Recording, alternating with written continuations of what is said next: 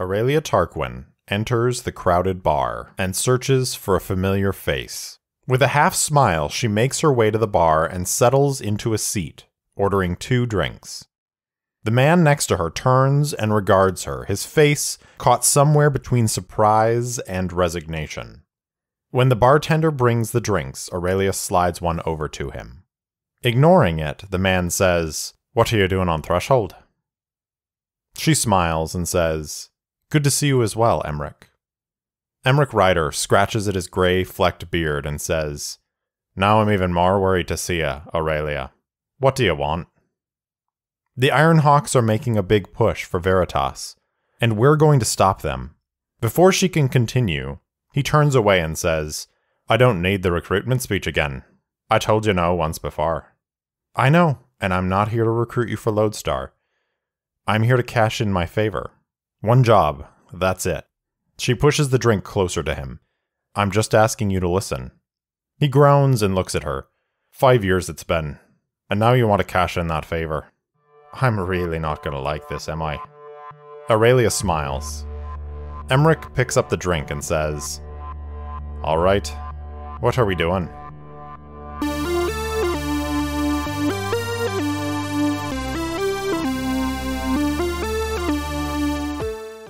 Welcome back for episode 14 of Errant Adventures. As always, I'm your game master and solo player, Steve Morrison. On this week's episode, Lucius receives a new assignment from clan leader Aerith of Lodestar, but his path forward is blocked by a ghost from the past. Find out what happens on episode 14, Fall from Grace.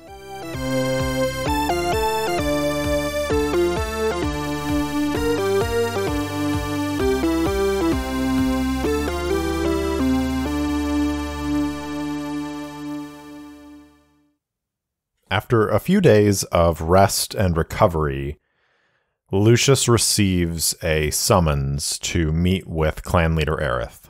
I think Adalee at this point is still in recovery. She's still resting, although she's much improved. She's conscious more of the day than she's not, and she is definitely on the road to recovery, but I don't think she's up and about quite yet. So when Lucius receives this summons from clan leader Aerith, he immediately makes his way to the command center, and he is ushered into the ready room where he met Nashana Aerith last time. And I think when he enters the room, he looks around because I think he's expecting to see his Aunt Aurelia already present, even though he hasn't heard from her or heard that she returned to the station. He kind of, I think, assumed that that was what Nashana Aerith was waiting for before calling him in. But he looks around the room and there's no one else in here. Notably, Commander Caspian is also not here. It is simply Nashana Aerith sitting behind her desk, waiting.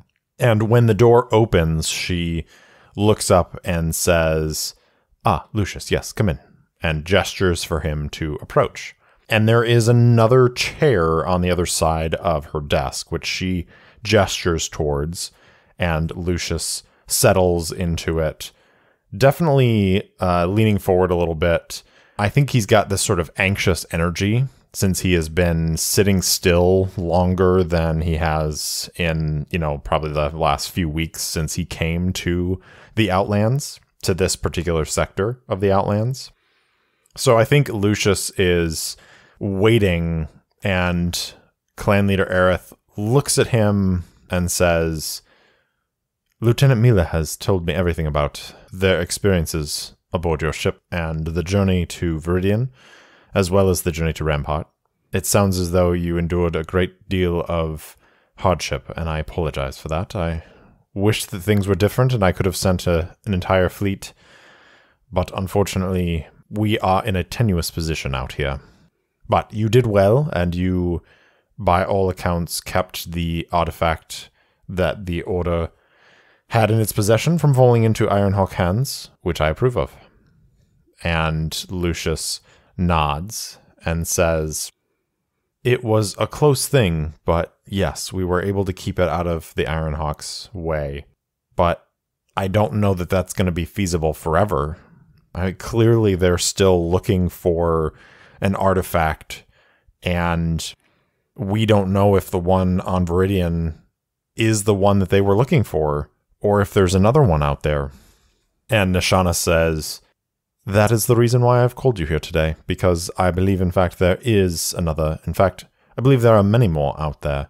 And you're absolutely right. We do not know which one is the Ironhawk's ultimate goal. The message that you brought back from your aunt, it contains some information that I've been digesting over the last few days. There is a wreckage field of Ascendancy ships, much like the one that you came into contact with at Rampart, that is further out. She didn't provide the exact coordinates, I think, for fear of it being discovered in case you were caught. But there are enough navigational markers that we should be able to figure it out. I believe there may be more information about what this sector holds as far as Ascendancy technology, and if you would be willing, Mr. Tarquin, as an expert in the Ascendancy, and as someone that your aunt trusts, and that I, too, now trust, would you be willing to undertake an expedition to discover this place and to determine what the information that this place might contain would be? Lucius nods and says, I've spent a lot of time studying the Ascendancy, and I think I've got a pretty good handle on how things work out here, so I'll be happy to do it, but I need to take the Aegis with me, because Aunt Aurelia has my ship. Nishana nods and says, of course, I understand completely. I, in fact, intended to send you with it, and not only that, to send you with a crew, which includes Lieutenant Mila and any others that they might deem necessary and important to the endeavor. I hope you do not consider this forward, Mr. Tarquin, but I would like to invite you to join us, to join Lodestar as a member of our community. Now, I understand that you are new to our cause, and perhaps you do not wish to tie yourself to us indefinitely, to which I understand. I would simply ask that you consider the future of this sector and the future of the Forge itself.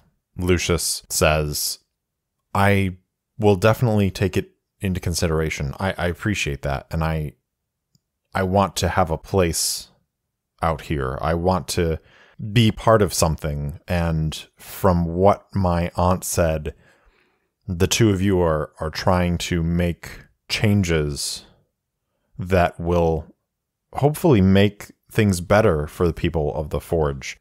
But I don't know that I'm ready to commit to your organization. I haven't ever really been on my own, and I'm still kind of figuring that out. And Nishana quirks a half smile and says, I understand. I was young once as well. Think about it. But in the meantime, I will provide you all the information I have that your aunt included in her communication about this Ascendancy graveyard. Lucius takes the iron token around his neck and says, Clan Leader Aerith, I swear on this iron that I will seek out this Ascendancy graveyard, and I will determine what this artifact is that the Ironhawks seek. Nishana stands and extends a hand. Lucius also rises and takes it, and as he does so, she says, Very good, Mr. Tarquin. I appreciate your assistance in this, and I wish you luck on your journey. Lucius, understanding the dismissal, turns and leaves the ready room and returns to the Aegis. Now, let's go ahead and swear this iron vow. So, we're going to call this vow, Find the Ascendancy Graveyard and determine what artifact the Ironhawks seek, and we're going to put it as a formidable rank. Now, in the intervening time between last episode and this episode, I spent some of that XP that I earned over the last few episodes. So I took the second ability in the Archivist path, which is an asset that I already had, and I took an ability on the Combat bot as well. So since the Archivist actually plays into this Swearing an Iron Vow, I'm going to go ahead and read that off. So it's when you swear an iron vow, formidable or greater, which this is formidable, to recover knowledge from a perilous location, re-roll any dice. When you fulfill your vow and score a hit, also mark 2 ticks on your Discovery Legacy track.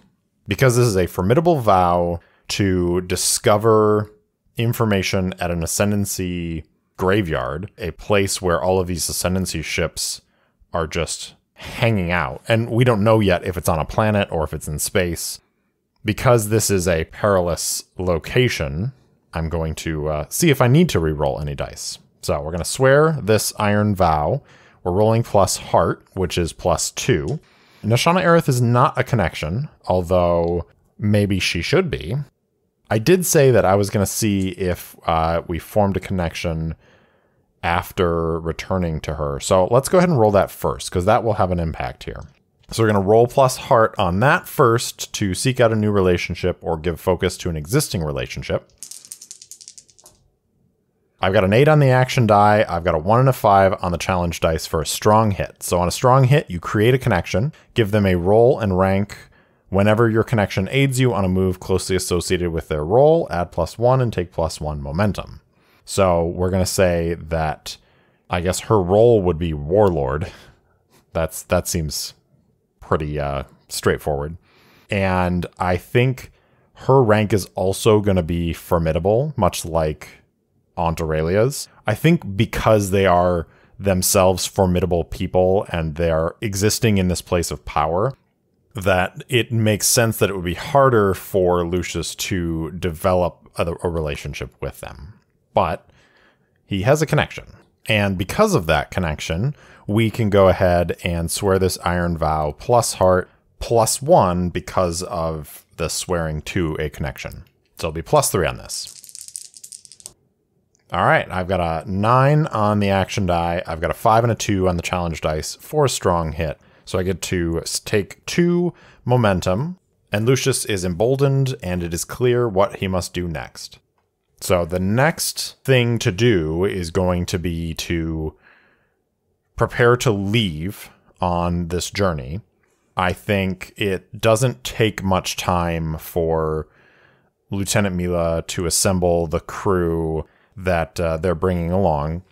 And Lucius doesn't necessarily have much that he needs to do on Lodestar before they go, especially since he has taken the time to do some resting and resupplying, and I don't think that's something that we can just keep hammering on. So they're pretty much ready to go, and they are going to prepare to leave Lodestar and head out on this expedition.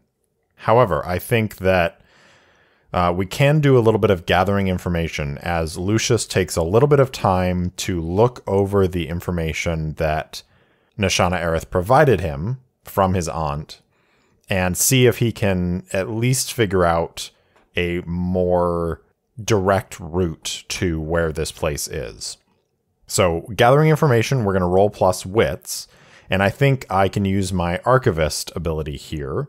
You wield an archive of esoteric knowledge. When you recall lore from your studies to gain information, add +1. If you have ample time to search the archive, add +2. And I think in this case, because we're doing this from the relative safety of the Emancipation and the relative safety of the Lodestar fleet, we definitely have ample time. So Lucius is going to do plus wits, which is +3, and adds +2 for the archive.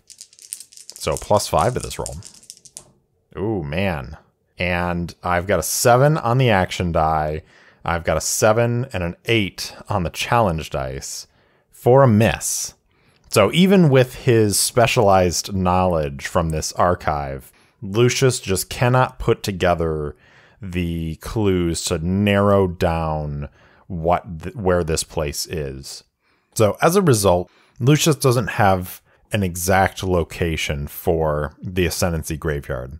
So I think similar to his journey to Lodestar at the very beginning of his adventures, he has a general sense of where he's going, but he doesn't actually have a specific location. So because of that, the actual journey to get there is going to be harder than it would have been if he had succeeded at his gather information. So we're going to call this expedition the Search for the Graveyard, and we're going to set it as a formidable expedition. So Lucius has done everything he can to prepare, and it is time to launch the Aegis into space and get underway. I think as the Aegis leaves the docking hold aboard the Emancipation, Lucius is on the bridge of the Aegis, strapped into the control seat. He has the psychic link with the ship active. He is settled in, and I think Adalee makes her way to the bridge because she is coming with. She's not staying behind on Lodestar, even though she's still injured. She limps her way onto the bridge and settles in to a seat next to or close to where Lucius is. And Lucius looks over at her and says, Adalee, don't you want to stay on Lodestar? Wouldn't that help you recover better? Besides, if we're going out there, you'll be safer with the fleet. And Adalee looks at him and says, Lucius, you're going after an Ascendancy wreck again. And apparently I have some sort of Ascendancy core downloaded into my psyche. I can't really explain it, but I understand things about the Ascendancy in a way that I never thought possible before. So why wouldn't I come with you? Isn't that where I can be most helpful? And Lucius nods and says, well, yeah, and truth be told, I would rather you come with me because I think we make a good team. To which Adalee smiles a little bit and says, I think so too, although I'd really like it if we could stop almost dying. And Lucius nods and says, yeah, that would be nice. You know, we may find something about your abilities in this Ascendancy graveyard. Do you want to learn more? Is that okay? And Adalee says, of course it's okay. I have to learn more. Otherwise, how will I know what I can do and what I should do? Lucius says, I think you have a pretty good idea of what you should do. You seem to be making pretty good choices so far. And he smiles. She chuckles a little bit and then winces and says, whatever's out there, Lucius, I have to know.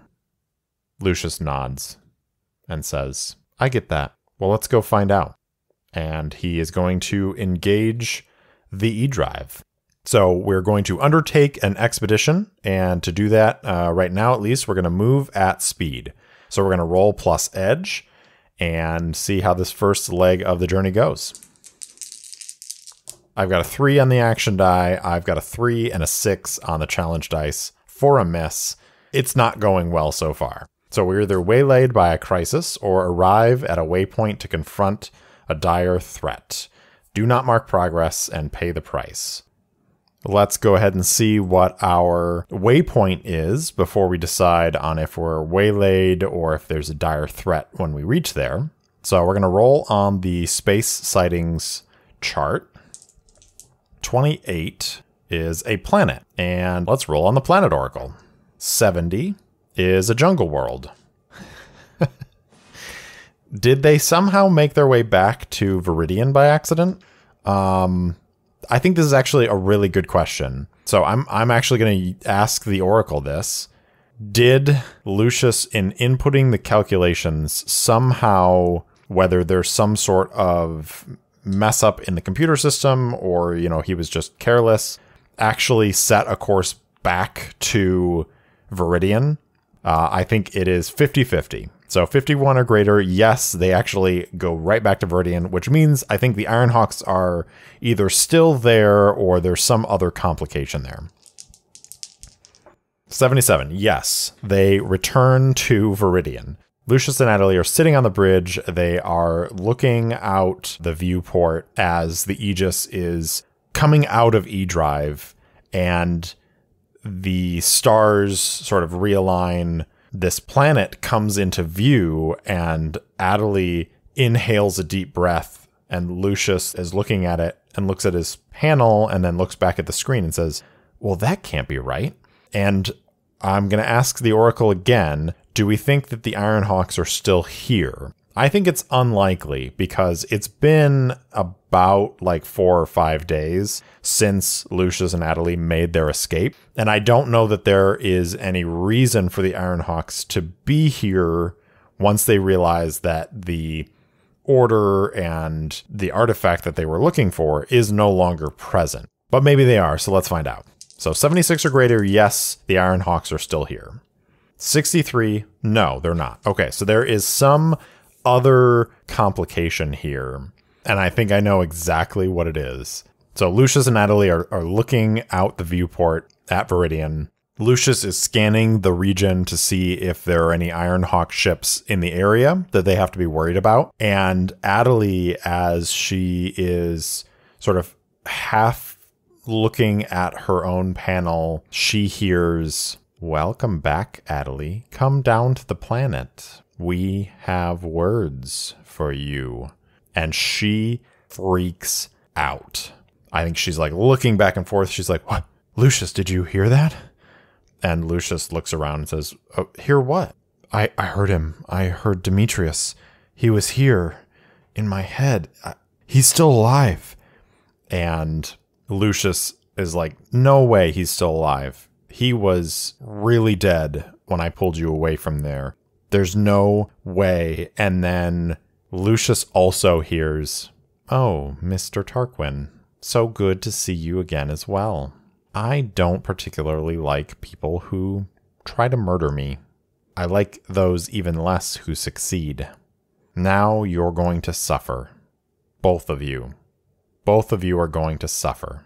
And Lucius and Adalee share a look, and I think they are pretty certain that they're haunted by the ghost of Demetrius. And she's like, "Okay, focus." And she is going to use her Paragon power to attempt to purge the Aegis of this spirit. And I think while she's doing that, Lucius is trying to make a short jump with the Aegis to get away from the planet, with this thinking that maybe there's something tied to Viridian, and if they can get away from the planet, maybe they can get away from this vengeful spirit. So we're going to do that with Face Danger, as Lucius is going to try and, with speed, mobility, and agility, just get the ship as far away as possible. And Adalee is going to aid him by trying to protect the ship as they're getting away. So this is going to be plus edge, +2, because Lucius and Adalee share a bond now. So it's going to be +4 on this roll. Oh my goodness. I've got a 5 on the action die. I've got a 5 and a 6 on the challenge dice. For a miss, you fail or a momentary success is undermined by a dire turn of events. So Adalee is focusing and trying to exert whatever pressure might keep this spirit out. But for whatever reason, in death, Demetrius is far more powerful than he ever was in life. And the controls of the Aegis start to not respond to Lucius's input anymore. And the ship turns towards the planet and starts to fly as if it's going to crash into the planet. And Lucius is like, "Adalee, what is happening right now?" And Adalee says, "I don't know, but he's pulling us in, and I don't think he's going to land us." And Lucius says, "Well, I don't... Ghosts? Really? Okay, what can we do? What can we do?" And I think they're entering the fray. I think it makes sense that this is a battle to try and keep the Aegis from crashing onto the planet. So we are going to enter the fray using wits. So caught in a trap or sizing up the situation. So Lucius is trying to figure out what he needs to do in order to keep the ship afloat and out of control of some sort of vengeful spirit. So we're going to roll plus wits, which is +3. I've got a 5 on the action die. I've got 2 7s on the challenge dice for a miss with a complication. So here we go. Apparently, Unlike an episode or two ago where all my rolls were gold, all my rolls are terrible on this episode. That's okay. This is grist for the mill. The Aegis has reached gravity and it's starting to fall towards the planet's surface. And Lucius is trying to wrest control of it away from this ghost or whatever. As he does so, he's like, Adalee, can you give me some assistance? Maybe, I don't know, add some power to the ship with your magic. And like he looks over, and this is the complication. Adalee has slumped over and passed out. I think her battle with Demetrius and the trauma of coming back to this place so quickly, and the fact that she is still injured, she loses consciousness, and Lucius is like, well, I guess I'm on my own. And he starts out in a bad spot. So I'm going to say this is a dangerous combat.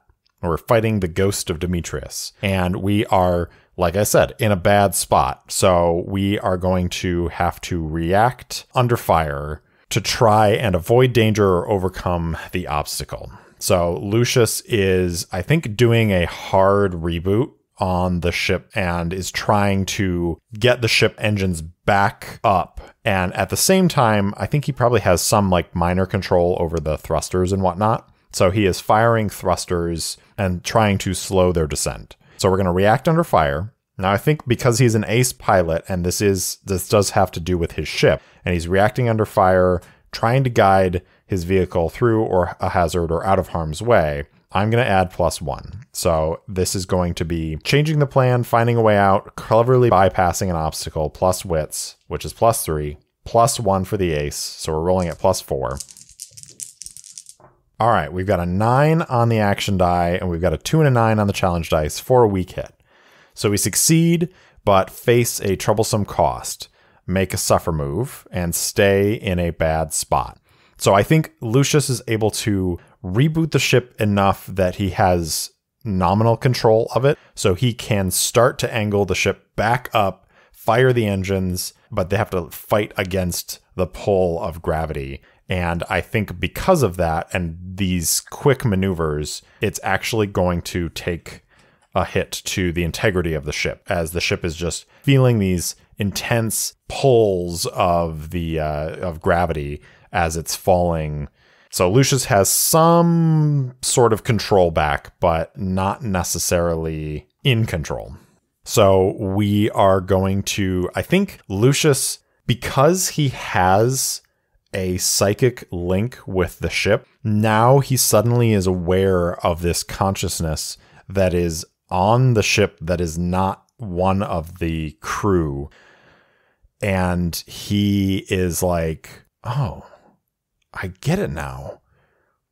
I can do something about this. And he is going to try and mentally attack Demetrius's ghost. And to do that, we're going to clash since we're in a bad spot. And I think this counts as close quarters because it's this psychic duel between this vengeful ghost and Lucius's mind that's connected to the ship. So we're going to do this plus iron, and don't get any bonuses for combat bot or anything like that, because this is not something that Brutus can shoot at. This is purely a mental combat. So we're going to roll plus iron as Lucius is trying to muster his iron will and fight off this thing. Nope. Got a 3 on the action die. I've got a 10 and a 7 on the challenge dice for a miss. Lucius is overwhelmed by the ferocity and violence of this vengeful spirit. And he is wincing as the pressure from the spirit is pushing on his mind. And I think a little bit of like blood starts to leak out of his nose. And he has to pay the price. 52, your equipment or vehicle malfunctions. So I think what this is he's actually kicked out of the mental link with the ship. And because of that, he can't actually fly the ship in the same way anymore. And it just cuts the engines and starts to fall again. And they are once again plummeting towards the surface of Viridian. Lucius looks around, unable to figure out what to do in this situation against a ghost. He is going to unstrap from his seat and is going to try to like climb his way over to Adalee, and he tries to wake her up. She's not really responding. And then he grabs like a med kit off of the wall and he says, I hope this works. Forgive me. And he injects her with some like adrenaline or something like that is hopefully going to bring her back to consciousness, which is going to be plus wits on this react under fire. So +3. 7 on the action die, 6 and a 10 on the challenge dice for a weak hit. Succeed but face a troublesome cost. Make a suffer move. -1 and stay in a bad spot. So Adalee wakes up and Lucius is, I think, going to be stressed out by this because he basically had this, like, he's like, the ship is in free fall essentially at this point. So he has to climb his way over. He has to grab the med kit. He's like holding on and trying to not get pulled away from this anchor point. And he is just like gritting his teeth and he injects it into her and she comes back to consciousness and he's like holding onto her seat and he just looks at her and says, Adalee, I don't think I can fight this thing. I think you have to. And she, eyes open, full of like awareness, and she nods once and then stuff just starts happening. Lucius is going to try and get back to his command seat and see if he can plug back in. And to do that, he is going to move, and so this is going to be plus edge to try to get back into position. Again, we're reacting under fire here.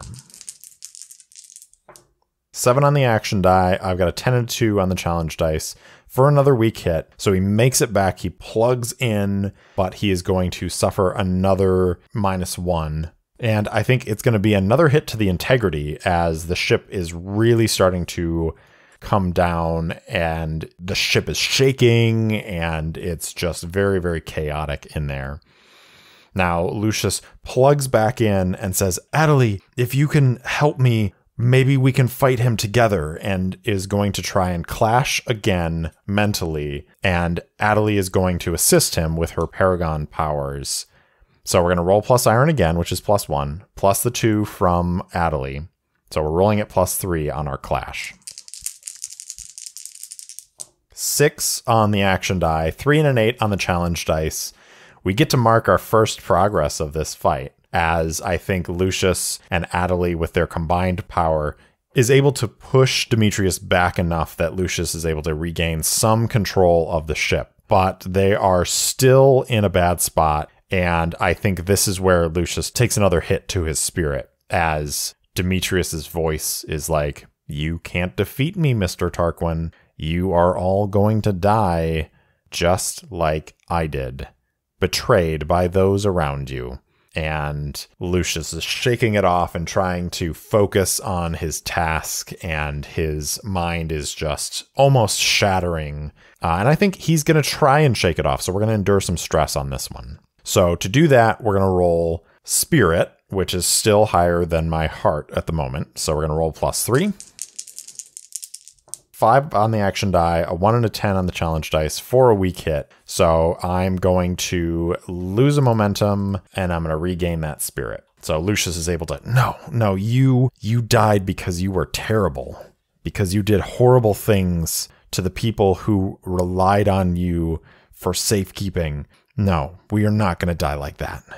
And he is going to try and once again take control. They're just going back at the fight again, and he's just going to clash again with iron and Adalee's help. Got a 9 on the action die. I've got an 8 and a 6 on the challenge dice. Finally got a strong hit, so I get to mark extra progress, which takes me to 6 progress. Now, I gain control because I got the strong hit, and I'm only at 6 progress, but this thing is really nasty. So I think I'm going to, at this point, take decisive action and try to defeat Demetrius. So Lucius, engaged with the psychic link to the ship, can feel Demetrius's hold on the Aegis starting to lapse. And he says, Adalee, what you're doing is working. Keep going. And she's like, Lucius, it could kill you if I channel that much energy through you. And he says, I know. It's okay. Just do it. I can handle it. And she channels more of this psychic energy through his connection with the Aegis as Lucius grits his teeth, and they can feel the energy suffusing throughout the ship. Let's find out if it actually defeats Demetrius. We've got a progress of 6, rolling the challenge dice and comparing against that. We've got an 8 and a 10 on our challenge dice versus progress of 6. On a miss, you are defeated or your objective is lost. Pay the price. Well, that was unexpected. So, a couple things are going to happen here. First of all, the battle is lost, which means I think Demetrius's spirit takes full control of the Aegis, and they cannot override that control. I do think that there's a possibility that Lucius is able to keep the ship from crashing fully into the ground, that he's able to fire the thrusters at the last moment to provide enough of a deceleration that he prevents the ship from just crashing and being utterly destroyed. It's going to be pretty damaged. But first of all, Lucius just had a bunch of energy channeled through him trying to overcome this. And I think that is going to represent major harm, which is a -3. He only had 3 health, which is going to take him to 0. And I'm going to have to try and resist this because his health is now at 0. So we have to roll plus health or plus iron, whichever is higher. Iron, my +1, is higher right now. So we're going to roll to see what happens to Lucius Tarquin. Oh, wow. Okay, what a reversal. All right, so I've got a 6 on the action die, and I've got 2 2s on the challenge dice, which provides an opportunity. So on a strong hit, shake it off. You are not wounded. Take +1 health. So I am not wounded, so I get to take +1 health. And the opportunity, I'm going to say, is what I said before, that Lucius is going to have an opportunity to fire the thrusters long enough to decelerate the ship enough that it doesn't destroy the ship when it impacts the ground. So to do that, he is going to have to face danger, and he's going to do that with expertise, focus, or observation, because this is him like firing the thrusters at the right time to keep the ship from crashing into the ground. And you know what? I'm darn well taking that +1 for ace on this as well. So this is going to roll +4 on this face danger to essentially save the Aegis. Got a 5 on the action die. Got a 5 and an 8 on the challenge dice for a miss. Lucius, you can't even save this ship. This shiny new ship that you just got from your aunt. Tisk, tisk. So the Aegis is falling through the sky, and Lucius is trying to engage the thrusters. But whatever this vengeful spirit did to the control systems of the Aegis, it just isn't working. And Lucius finally turns to Adalee, blood pouring out of his nose and probably his ears, maybe his eyes too. I don't know. He's pretty messed up, and says, Adalee, I can't save the ship. We have to go. And he sounds the general alarm to abandon ship, and they are going to struggle their way to the escape pod, launch into the atmosphere, and the Aegis crashes into the ground. And I think Lucius and Adalee in the pod that they're in are watching as this beautiful ship with elegant design crashes into the jungle floor, and this plume of fire explodes up, and the Aegis is lost. In the silence of the escape pod, as Lucius and Adalee have just witnessed the destruction of this beautiful ship, they both hear a voice say, "So you survived that one. It's a pity, really. But I suppose that means there's more time for me to have fun with you." And then the escape pod goes dark.